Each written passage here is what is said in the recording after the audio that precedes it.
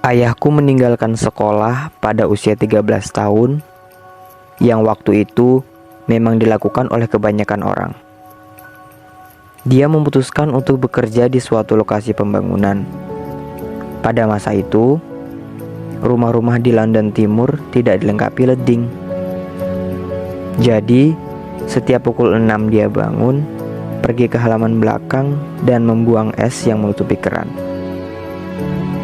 Lalu, dia membuka kemejanya dan mencucinya.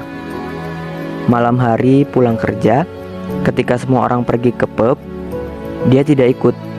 Dia pulang ke rumah, lalu belajar membaca dan menulis dengan benar, agar bisa mendapatkan pekerjaan yang lebih baik. Dan dia lulus ujian masuk kepolisian. Seperti itulah pola hidup ayahku. Apapun yang tidak dia sukai, apapun yang membuatnya merasa tidak nyaman, tidak dia hindari. Dia menghadapinya secara langsung dan melampauinya. Pikiran kita akan mempermainkan kita. Ayah berpikir bahwa cara terbaik untuk mengalahkan rasa takut adalah dengan menghadapinya. Sebagai polisi muda, dia ditugaskan di London Selatan.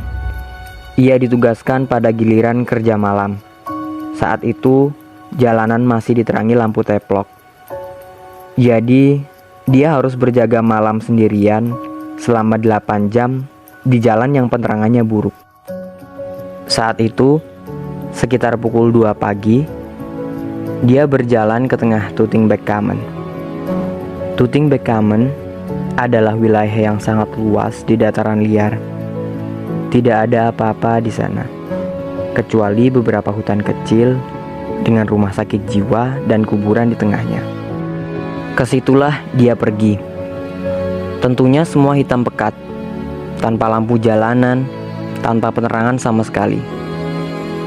Satu-satunya suara adalah bunyi ranting patah yang terinjak ayah, dan jeritan menyayat dari rumah sakit jiwa.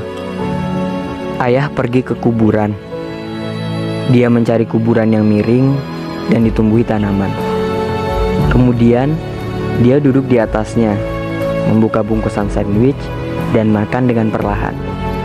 Dia melatih dirinya untuk tidak takut pada kegelapan, tidak mempercayai hal-hal mengerikan yang ada di pikirannya. Dia berkata, saat terburuknya adalah ketika dia berjalan menerobos hutan dan merasakan sesuatu menyentuh wajahnya.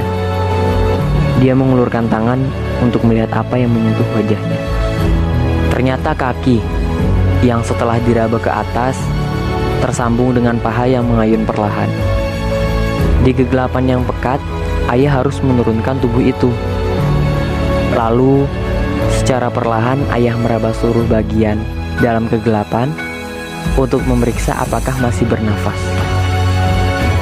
Sementara itu, satu-satunya suara yang terdengar berasal dari rumah sakit jiwa. Yang dia harapkan adalah suara hewan yang sedang mengintari kuburan. Ternyata yang ditemukan ayah adalah salah seorang pasien yang kabur dari rumah sakit jiwa dan menggantung diri. Itu adalah pengalaman yang tidak menyenangkan. Tapi, begitulah cara ayah menaklukkan rasa takutnya pada kegelapan. Dia menempatkan diri di tempat yang lebih buruk dari bayangannya, dan dia menaklukkannya. Dia menaklukkan bayangannya sendiri. Disitulah realitas bermula. Tidak ada hal yang dapat membahayakan seseorang melebihi pikirannya sendiri yang tidak dijinakkan. Tidak ada yang perlu ditakuti selain rasa takut itu sendiri.